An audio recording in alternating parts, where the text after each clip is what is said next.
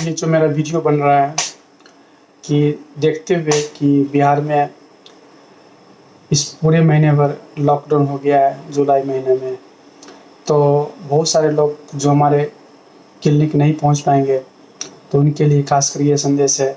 जैसे कि वो ब्लड प्रेशर से पीड़ित हो या हार्ट डिजीज से पीड़ित हो या डायबिटीज़ हो या ऐसे भी जानकारी चाह रहे हैं, तो उसके बारे में हम चर्चा करेंगे संक्षेप में।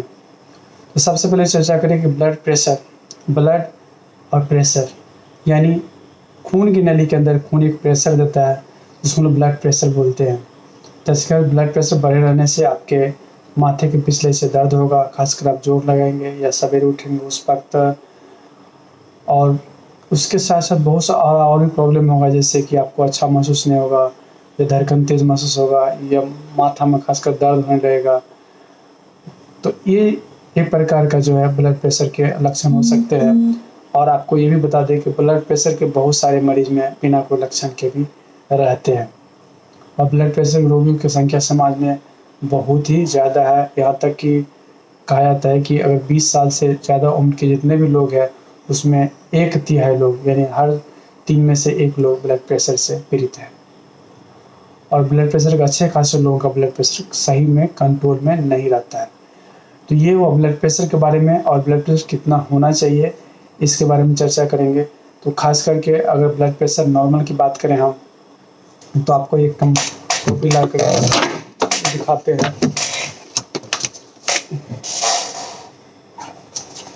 ये हमारा ब्लड प्रेशर का एक चार्ट है, जब देख रहे होंगे हम इसे लगा देंगे, पेस्ट कर देंगे इस जगह पर जहाँ तक देख रहे हैं वहाँ पे।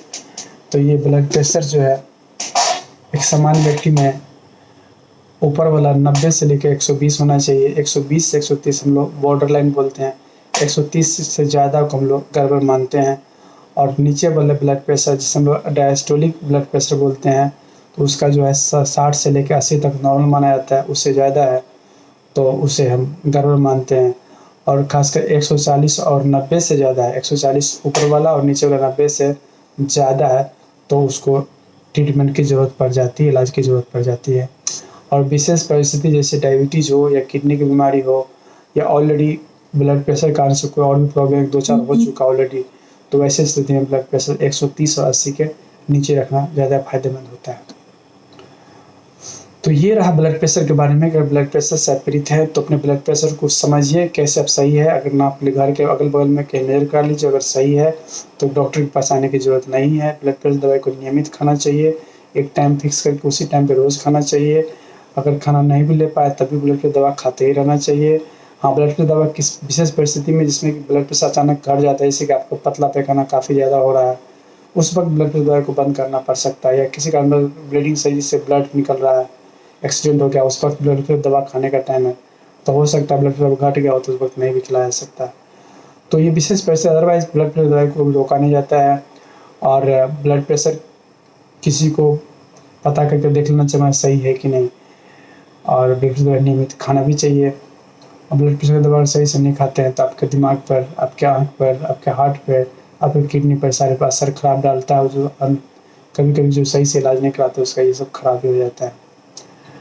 ये रहा ब्लड प्रेशर के बारे में। दूसरा हुआ एक ब्लड शुगर या डायबिटीज़ के बारे में चर्चा करेंगे, जिसमें कि ब्लड शुगर होना चाहिए, उससे ज़्यादा होता है तो उसे हम डायबिटीज़ बोलते हैं। जैसे कि आप खाली पेट में ब्लड शुगर 126 से ज़्यादा, ध्यान दीजिए 126 से ज़्यादा, कुछ भी नहीं खाए हुए हैं, रात में खाए, सवेरे आकर टेस्ट दे रहे हैं लैब में 8 बजे, 9 बजे, 10 बजे, अगर आपका ब्लड शुगर 126 से ज़्यादा है तो आपको डायबिटीज़ हो चुका है।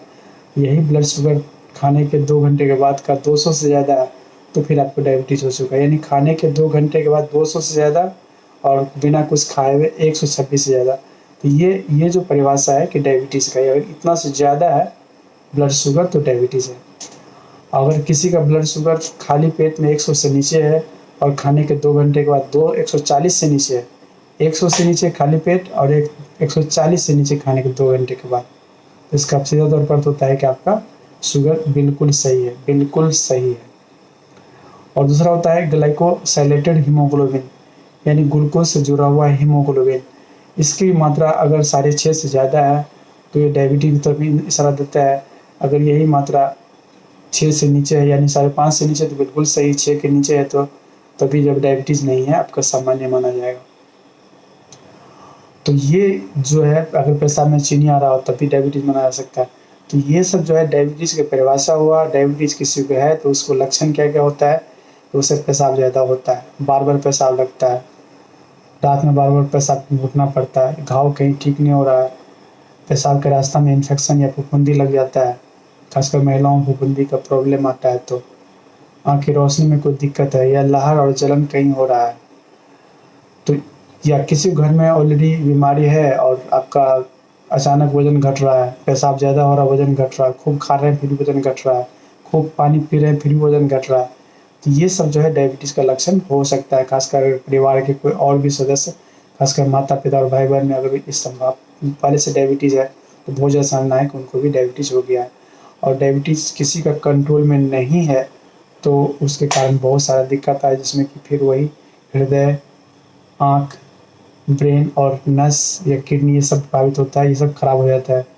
अगर आप सही से शुगर कंट्रोल नहीं करते हैं तो बहुत जल्दी खराब हो जाता है, कंट्रोल करते हैं तो एक सामान्य जो होता है उस तरह से वो भी खराब होता है फिर, लेकिन बहुत दिन के बाद या बहुत कम खराब होता है। तो डायबिटीज़ किसी को है तो सबसे पहले ये जानना ज़रूरी है कि ब्लड शुगर कितना जाकर नॉर्मल है। अगर आप ब्लड शुगर चेक करा लीजिए कहीं पे खाली पेट में खाने के 2 घंटे के बाद, अगर वही ब्लड शुगर सही है, सपोज़ कीजिए 100 के आस-पास है, 140 के आस-पास है, 10 प्लस भी ले सकते हैं, तो उतना है तो मान के चलिए दवाई सेट किया हुआ, आपको कहीं डॉक्टर के पास जाने की ज़रूरत नहीं है। और ग्लूकोज़ कभी-कभी घटने का भी डर बना रहता है, जिसे हम लोग हाइपोग्लाइसेमिया बोलते हैं, यानी ग्लूकोज़ का घट जाना और अचानक किसी को घबराहट, धड़कन तेज़ होना, पसीना आना, बेचैनी महसूस करना, अचानक भूख लगना या कुछ उल्टा-पुल्टा बोलने लगना। किसी से पूछे नाम क्या है तो बोलेगा 4 रुपए किलो सब्ज़ी है, या रात में बीच रात में कहीं उठ के कुछ उल्टा-पुल्टा बोल रहे हो, उल्टा-पुल्टा व्यवहार हो किसी का, अगर वो पहले से डायबिटीज़ के मरीज़ हैं तो मान लीजिए कि उनका शुगर घट गया है। यानी डायबिटीज़ के मरीज़ में अगर कोई भी उल्टा-पुल्टा चीज़ दिख रहा हो तो सबसे पहले शुगर का घटना ही मान के उसको कुछ खिला देना है। खिलाने में 2 रोटी, 1 रोटी खिला दीजिए या 4 चम्मच चीनी घोल के पिला दीजिए, 4 चॉकलेट खिला दीजिए, 1 ग्लास जूस पिला दीजिए, जो आपके पास उपलब्ध हो उस वक़्त खिला दीजिए। और साथ-साथ डायबिटीज़ के पास में 2-4 टॉफ़ी हमेशा रहना चाहिए, भले खाइए कभी नहीं, लेकिन अगर कहीं शुगर इस तरह घट गया तो उस वक़्त खा लेना चाहिए। अगर आपके पास ग्लूकोमीटर है तो ग्लूकोज़ नाप लीजिए, क्योंकि ग्लूकोमीटर में अक्सर ये रीडिंग आने में 4-5 सेकंड ही लगता है और 5 सेकंड आप समय लगा करके अपना ग्लूकोज़ नाप ले सकते हैं। अगर ग्लूकोज़ 70 के नीचे है तो उस वक़्त कुछ खिला देना है और ध्यान रखना है कि कुछ नया एक्सरसाइज़ करने जा रहे हैं या नया कहीं जर्नी करने जा रहे हैं, कुछ नया काम करना शुरू कर रहे हैं, जैसे जा रहे हैं, फिज़िकल लेबर आपका इन्वॉल्व हो रहा है, फिज़िकल लेबर जैसे एक्सरसाइज़ है, कुछ दौड़ना है, तो वैसी परिस्थिति में आपको क्या करना है, तो सबसे ज़रूरी है कि ग्लूकोज़ का लेवल देखना चाहिए। ग्लूकोज़ का लेवल अगर 70 के आस-पास है तो वैसे में एक्सरसाइज़ करने से पहले कुछ खा के एक्सरसाइज़ करना चाहिए। खासकर डायबिटीज़ के लोग जो पहली बार कुछ करना चाह रहे हो, जीवन में एक्सरसाइज़ सीखना चाह रहा हो, या कोई खेल में या जिम जॉइन कर रहा हो, या फुटबॉल खेल रहा हो, या दौड़ना चाह रहा हो, या उसके घर में कोई शादी-ब्याह हो, उस वक़्त बीच में चेक करके देखना चाहिए कि ऐसा नहीं तो घट तो नहीं जा रहा है शुगर। तो ये ज़रूरी है। अगर शुगर किसी का घटता है तो अचानक दिक्कत आता है, अगर शुगर बढ़ता है तो लंबे समय, साल भर, 1.5 साल, 2 साल जाके दिक्कत आता है, जैसे कि आँख के रोशनी का प्रॉब्लम होना या पेशाब ज़्यादा होना या घाव ठीक नहीं होना। तो ये इस बात को जानना ज़रूरी है, ग्लूकोज़ घटने से जल्दी दिक्कत आती है, इसलिए कोई भी दिक्कत हो उसको ग्लूकोज़ घटना स्वीकार कर मान करके उसको कुछ खिला देना चाहिए। तो ये डायबिटीज़ के मरीज़ के लिए ज़रूरी बातें हैं।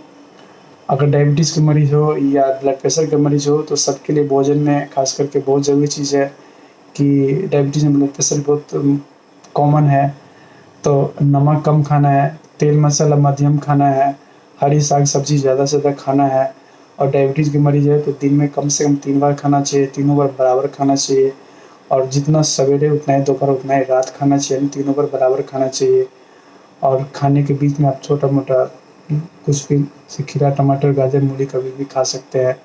ड्राई फ्रूट खाना हो तो 1-2 टुकड़ा ज़्यादा नहीं खा, जिसमें आप केला, अंगूर, आम, कटहल, अनानास से बहुत मीठा होता है, वैसा कभी नहीं खाना चाहिए। ग्लूकोज़ कभी नहीं पीना चाहिए। तो इस तरह से जो है आपको खाने पर ध्यान देना होगा। रहा खाने के बारे में तो पानी ज़्यादा पीना चाहिए, कम से कम 3 लीटर पानी पीना ही चाहिए। अपने भोजन को सबसे ज़रूरी है कि भोजन हमेशा 3 बार लेना ही चाहिए, मेडिसिन समय पे लेना चाहिए, जाँच समय पे कराना चाहिए, चूँकि डॉक्टर के पास आने में मुसीबत होगी, चूँकि यहाँ पर लॉकडाउन हो रहा है। तो ऐसी स्थिति में अगर अगल-बगल में ग्लूकोमीटर जाँच लीजिए, अगर नहीं जाँच पा रहे हैं तो दवाई सही कर लीजिए, भोजन सही कर लीजिए। और सबसे ज़रूरी चीज़ है, जो भी व्यक्ति इस वीडियो को देख कर के इस वीडियो के बारे में सुनना चाह रहा है, पसंद कर रहा है, सोच रहा है या समझने का प्रयास कर रहा है, वैसे लोगों को निश्चित तौर पे उनका डायबिटीज़ होगा या ब्लड प्रेशर हो या और कोई बीमारी होगा, उसमें फ़ायदा ही होगा। और जो लोग जितना देखा गया है, जो लोग बीमारी के बारे में जानकारी देना चाहते हैं अपनी बीमारी के बारे में, वैसे लोगों का बीमारी ज़्यादा ठीक रहता है। वे लोग ज़्यादा ठीक रहते हैं, उन्हें कम डॉक्टर के पास जाना होता है और उनका रिज़ल्ट बेहतर होता है। उनका अगर ब्लड प्रेशर के मरीज़, उनका ब्लड प्रेशर आसानी से कंट्रोल होता है। अगर डायबिटीज़ के मरीज़, उसका शुगर आसानी से कंट्रोल होता है। इसलिए ऐसे वीडियो को देखिए और आपके ख़ास करके कोई परिवार में पीड़ित हो तो उनको ज़रूर दिखाइए। इससे क्या होगा कि उनका जो भी चीज़ है उसमें बेहतर रिज़ल्ट मिलेगा।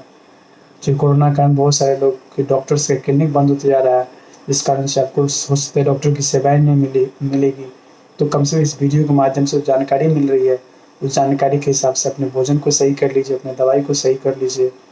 और जैसे ब्लड प्रेशर बढ़ा हुआ है तो दवाई बढ़ाना होता है, अगर ब्लड शुगर बढ़ा हुआ है तो दवाई बढ़ाना होता है, अगर घट रहा हो तो घटाना होता है, अगर सही है तो जो चल रहा है उसे चलाना होता है। तो इस सब बातों का ध्यान रखना पड़ता है। तो इस ध्यान रखने के लिए हमने इस वीडियो को बनाया ताकि आप लोग देखें, समझें और अपने जीवन में, औरों के जीवन में, अपने परिवार के लोगों के जीवन में एक अच्छा बदलाव लाएँ। धन्यवाद।